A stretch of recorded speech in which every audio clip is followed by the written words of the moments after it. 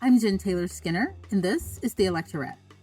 For years, I've talked about the necessity for Democrats to regain political power through state legislative races. Republicans figured this out decades ago, and they've used their legislative majorities to shrink our rights. Everything from voting rights to bodily autonomy, to the assaults on the rights of the LGBTQ community, and to those draconian and racist book bans. And they restrict rights in places where they don't have representative majorities. Well, Amanda Litman, the co-founder and co-executive director of Run for Something, an organization focused on recruiting and supporting young people who run for office, joins me to discuss just that. We talk about how Democrats can catch up to Republicans and gain state-level majorities. We also discuss what's holding that effort back. The Republican destruction of rights, particularly of voting rights, is moving at a breakneck pace. And if Democrats don't expand majorities during this year's midterms, little d democracy could suffer irreparable blows. Well, Amanda Litman has been working on this for a very long time. She's an expert. So with that said, I truly hope you enjoy this episode and the wisdom of Run for Something's Amanda Litman. Amanda Litman, welcome to the podcast. Thank you for having me. I'm so excited to talk about my favorite topic. So as we move further and further away from the 2020 election, I think it's becoming more apparent to me that the power that Democrats thought that they'd gain by winning both the White House and majorities in Congress, they were pretty limited, right? One most recent example, I think, is the defeat of the Freedom to Vote Act and the John Lewis Voting Rights Advancement Act. Those two pieces of legislation were really important, right? And they didn't pass. And, meanwhile, we've got conservatives, they're passing more voter suppression bills. I have this anxiety around the fact that I feel like we're in a race against time to increase Democratic majorities before or during the upcoming elections. And if we fail there, that democracy as we know it, it could end. Am I being hyperbolic? No, I think you're totally right. And in fact, I would broaden the scope of if we do not win power, not just in Congress, but locally in 2022, I don't know what the future of democracy looks like after 2024. This is it. Yes, every election up until now has been the most important of our election of our lifetime, and it feels crazy to keep saying that, but this is it. So buckle up, I suppose. Yeah, no, it's, we're not being hyperbolic, even though every time I tweet it, I feel like, it does feel a bit dramatic, but it's not. It's absolutely true. If you think about the things that Republicans are saying they'll do once they get back into office, we really have this one last chance, I feel. I was just reading this report that was published by the Brennan Center for Justice about the status of 2021 voter suppression efforts by Republicans. And it was something like, between January and December of last year, 19 states passed 34 laws restricting access to voting, right? And there were 440 bills with provisions that restrict voting rights in 49 states. And that was in the 2021 legislative session. So just in 1 year, that's what they've done. And I just wonder if there's something that Democrats can do to counter or slow down those efforts, without having larger majorities in Congress. Definitely. First, I think it's worth noting you're absolutely right. The Republicans are running all of this in public.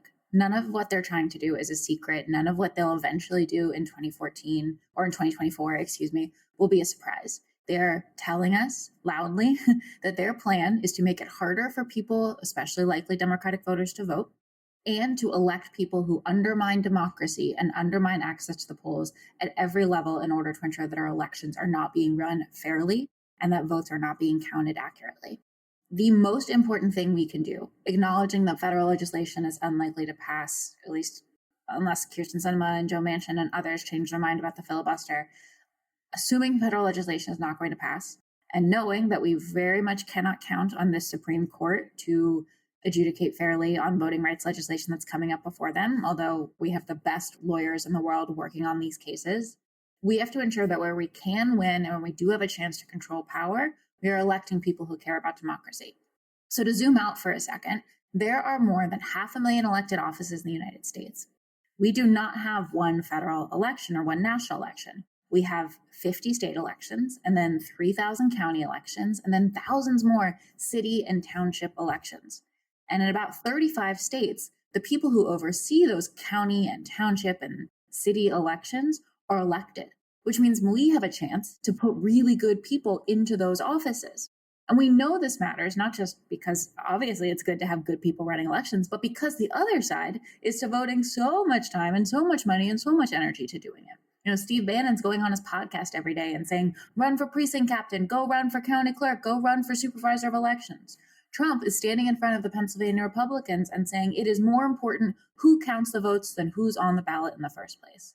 They are putting so much time into this. And not to say we should take our cues from the other side, but we have to rebut that.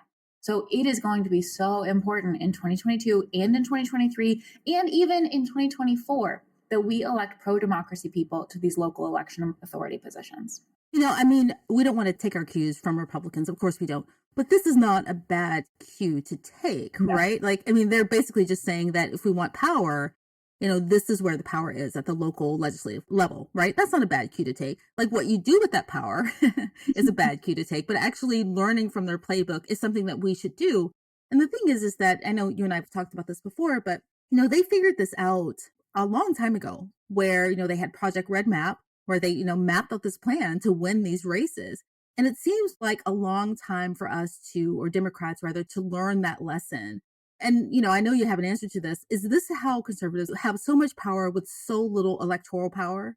It goes even further back than 2010.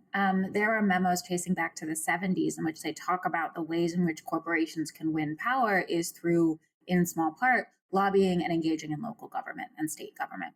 You then see this start to happen even more so on issues like reproductive choice and on unions, where they run for and win city, county, state legislative offices in order to control the outcomes of those laws, knowing that in the way that our federal system works, most of the meaningful legislation comes from the state and local level.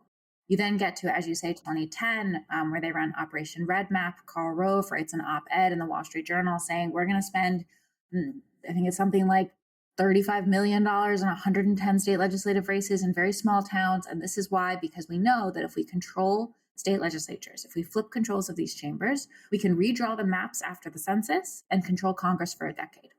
If you control the levers of power, you can control who holds power. They have done so, and it's how they've been able to control the outcomes of governing without actually having national power in any meaningful way. And as my co-founder Ross and I like to say, we're on year 44 of a Republican 45-year plan to build long-term sustainable minority power. And Democrats are in generously, we'll say year 6. So we are coming at it from a deficit. Now, it's not going to be easy to make up this lost ground, but it is possible at the very least to staunch the bleeding and to make a dent so that we can get through the next couple of years and have a chance to really push forward once circumstances and population shifts and, the public culture shifts in such a way that maybe we can win bigger locally and then win bigger nationally too. Back to your comments about Steve Bannon, I wanted to ask about that because I think what's so scary to me is that, in this race against time, Republicans are electing more and more extreme candidates, right? These people have no governing philosophy, have no interest in legislation, no interest to help people. They literally are making up problems to solve, right? Like critical race theory. It doesn't exist in the way that they're telling their constituents it exists, right? So they're winning more power without actually improving people's lives, right? Mm-hmm. And, and I just wonder, again, if it's hyperbolic to, expect that in the 2022 elections that we'll see even more extreme candidates. You have people from white nationalists on the ballot, right? QAnon believers, anti-vaxxers, oath keepers. Is this something that we realistically have to worry about? I think so. And I think we've already seen the impact of it. I just saw a news story, I think it was last night or this morning, about a county clerk in Colorado, Mesa County, who is currently being indicted for having shared private election information with outside stakeholders. She's like a QAnon conspiracy theorist who refuses to believe that the 2020 election was legitimate. Now, again, she was a county clerk. She literally ran the election. She's now running for higher office. She's running for Colorado Secretary of State. We've seen the impact that these folks are having on school boards, on library boards, on state legislatures, in cities. It is really dangerous to let these people get a stakehold, not the least of which is because they can then run for higher office. So when you get a QAnon member who's a school board member, they have at least a little bit of credibility to keep climbing because people assume, well, they can't be that crazy if they're on the school board. When the actual reverse is true, they can be that crazy and anyone can be on a school board. So what do you think the biggest problem is because honestly, I think Run for Something started in 2017, right? Mm-hmm. And I know I talked to you later in 2017 when I started this podcast. And again, later, a few years later, I have literally been talking about the importance of state legislative races for Democrats and progressives for feels like forever. Well, not forever. It's not, 45 years long, obviously. But I mean, you can tell me, like, how is that going for us? Is it going slower than you expected or at the pace that you expected? I feel like it's very slow because, again, I'm measuring this by my own anxiety. Hmm. Well, I think you got to expand the time horizon. The thing the Republicans have been really good about is investing for the long haul. So you can take a couple losses along the way if your ultimate measure of success is 10 or 20 years down the road. You know that you're going to have to lose a little and then lose by a little bit less and then lose by a little bit less until eventually you can win big. It's really hard for Democrats to feel that way because we do this for like a bigger purpose. We do this for a greater cause. We do this because we want to save people, want to make people's lives better. It feels so urgent. These problems are so big. And they are. That's totally true. But, because we fucked up a couple decades ago, we have to just be patient. And that sucks. It's such a crappy feeling. But it makes me, in many ways, feel a little bit hopeful to know that, like, every step forward, even if we lose by a little bit less, sets the groundwork for something bigger the next time around. We're both kind of contradicting ourselves because, in a sense, we're saying that we're in a race against time to save democracy, but then we also have to be patient, right? Yeah. And it's hard to hold those two messages, together. And I'm thinking about a race like Virginia, which felt, like you said, we take a few little losses, but in the end, we gain more, hopefully.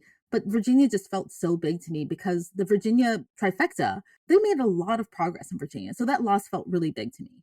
No, I feel the same way. I mean, I was born and raised in Virginia. It was devastating to see us lose that governor's race. But I also think that's a testament to how much we can't let the organizing slide.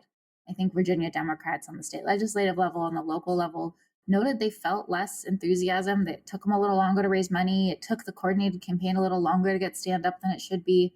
We have to work just as hard to hold on to our wins as we did to get them in the first place. That's the thing that makes this really difficult is you can't boom and bust it around the election cycle, and you can't boom and bust it around the presidential battlegrounds or even the congressional battlegrounds. It needs to be everywhere all the time at the same amount of urgency. We got to treat this like a marathon, and it's exhausting and it's expensive. And if we had made different choices 20 years ago, maybe this wouldn't be the case, but we are where we are. And that's what we need to do to fight back.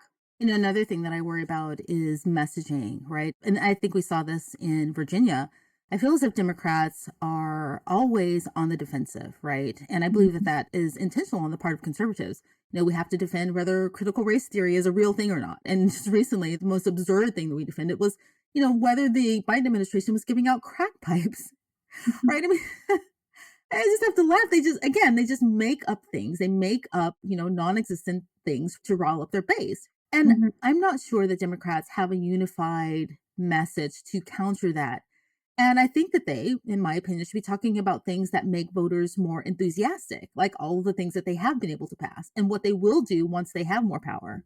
I think you're right. I think it's always worth being distinct here about who the Democrats are that are doing the talking. Are we talking about congressional Democrats? Are we talking about Joe Biden? Are we talking about the Democratic pundits who go on TV?